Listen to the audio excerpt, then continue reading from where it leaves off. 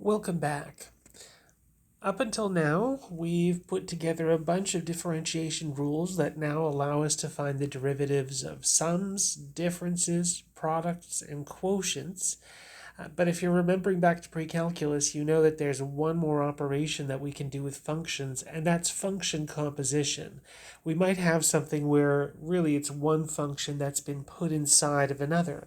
Like, for example, square root of 3x plus 7. We can think of that as the composition of two functions. There's the outer function, the square rooting function, and then there's the inner function, the 3x plus 7. And so now in this section, we're going to look at a differentiation rule that takes care of these composite functions. How do we take the derivative of some function when it's in the form of f of g? Or in other words, when we have one function inside of another function. So our big theorem, and this is going to be, unfortunately, we're not going to prove this theorem. We're going to skip over the proof of the chain rule for this course. But for this function, we've got for this theorem, we have two functions. We have y, it's a differentiable function of u, and u happens to be a differentiable function of x.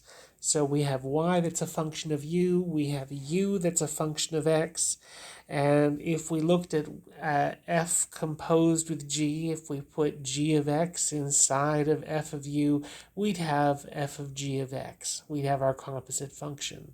So if we wanted our derivative of that composite function, the derivative of y with respect to x, first we'd find the derivative of y with respect to u, then we'd find the derivative of u with respect to x. So dy dx is the derivative of y with respect to u, followed by the derivative of u with respect to x. We could rewrite this. So this is one formulation that we have of it, of the chain rule, but you can also show that that's equivalent to saying that the derivative of f of g of x is the following. F prime of g of x, so in other words, the derivative of the outside function leaving the inside function alone, multiplied by g prime of x, the derivative of the inside function. So in this sort of imagining of our function, f of g of x, f being the outside, g being the inside, chain rule says that what we would do is take the derivative of the outside function, leaving the inside alone for now, then take the derivative of the inside function. And that's usually how we're going to think about doing the chain rule. And in fact, you can extend the chain rule to when you have functions inside of functions inside of functions.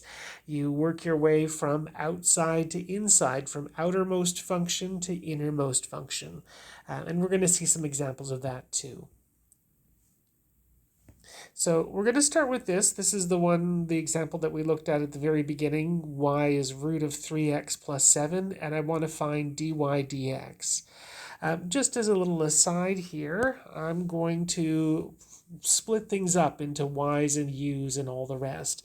In the original formulation of our theorem, we had that y was going to be some function of u, and u was going to be some function of x. That was going to be our inner function.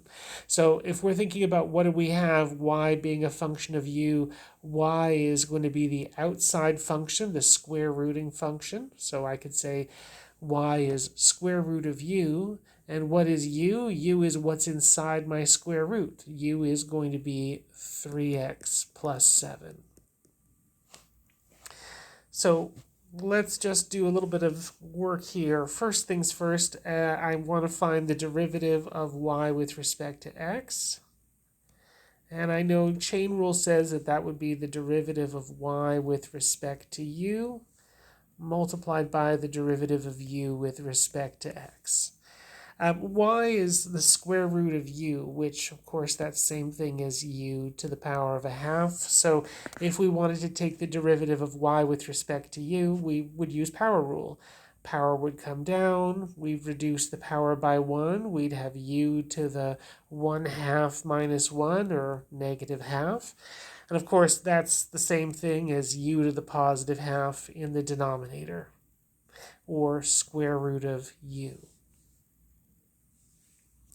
Du dx, the derivative of u with respect to x. So if I took the derivative of 3x plus 7, the derivative of that would be 3.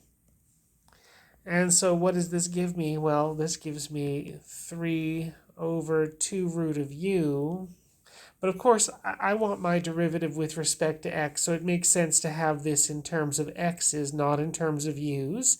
And since u is 3x plus 7, then it's really 3 over 2 root 3x plus 7.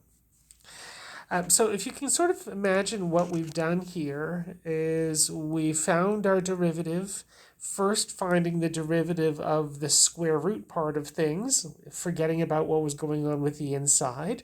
So for square root of anything, it's 1 over 2 times that root. Then we did the derivative of what was inside of our root. So the more typical way that we'll sort of think about these kinds of things is if I have my function, my square root of 3x plus 7, and I want to find the derivative of it, I would say I'd first begin with the outermost function, the square rooting function.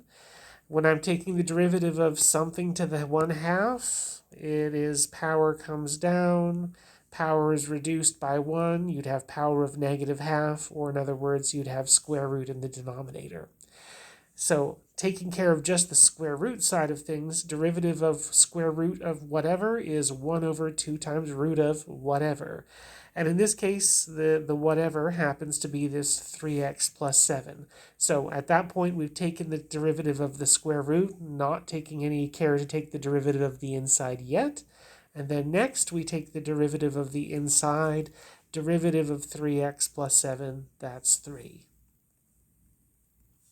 And so that's normally how I'll wind up using chain rule to take my derivatives. I'll think about taking the derivative of just the outside function and then work my way onto what's on the inside.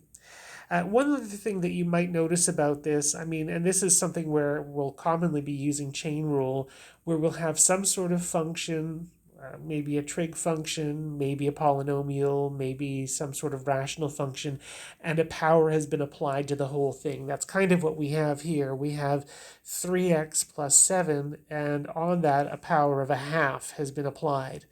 And you can see when we found our derivative, we basically did the derivative involving the power and then did derivative of the inside. That leads us to the next theorem, which is sort of a follow-up of the chain rule, which is the general power rule. So if we have that, if we've got some sort of nice function that we can find the derivative of, and that function has been raised to a power of n, then if we want to find the derivative of it, we need to take the derivative of the power. Power comes down, power is reduced by 1, and then we multiply by the derivative of the inside function, the derivative of u. And that's basically just the chain rule, but applied to functions where it's something to a power. So let's put our chain rule skills to work with the next couple of examples. So I've got a function f of x that's cosecant to the power of 4. Just to sort of make it really clear to myself, when I say cosecant to the power of 4, that's really the cosecant function, whole thing raised to the power of 4. So if we're thinking in terms of outside functions and inside functions, the outside function is stuff raised to the power of 4, and the inside function, that would be the cosecant function. So if we're looking for the derivative of f, so f prime of x, I'll first take the derivative of the outside function. Power rule says something raised to the power of 4, power would come down, the power would get reduced by 1, and we didn't deal with the inside yet, so the inside will stay as it is. Now, we've dealt with the outside, we've dealt with the power of 4.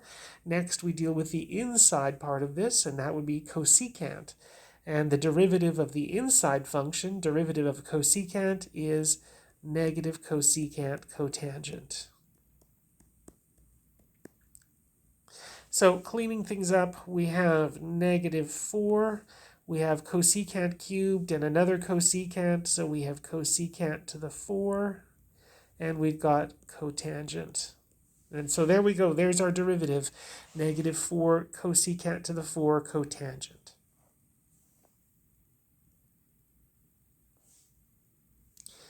Okay, one more for added fun. We've got ourselves a nice little polynomial raised to a power. And just think about this for a minute. If you didn't have chain rule, if you had no chain rule available to you, your only thing that you'd be able to do is actually multiply that out 4 times, then take the derivative using the product, using the power rule. But fortunately, we have chain rule, so we don't have to do that. We can say, well, again, there's the inside function, the what's inside my bracket, that polynomial, and the outside function, the raised to the power of 4. So if I were finding the derivative of this function, I would start with the outside function. Power comes down, power gets reduced by 1. The inside stays as it is. And then derivative of the inside function. Derivative of that polynomial of x cubed, that's 3x squared. The derivative of 3x squared, that's minus 3 times 2, or minus 6 times x. And the derivative of 1 is 0. And there we go. We did the derivative of the outside function, then the inside function, and so that means we've got g prime of x. And there's not really much that I would want to do to clean this up. I feel like that's about as nice as it can get. Maybe I might feel like factoring an x out of this if I wanted to do one little bit to simplify it. I could factor 3x out.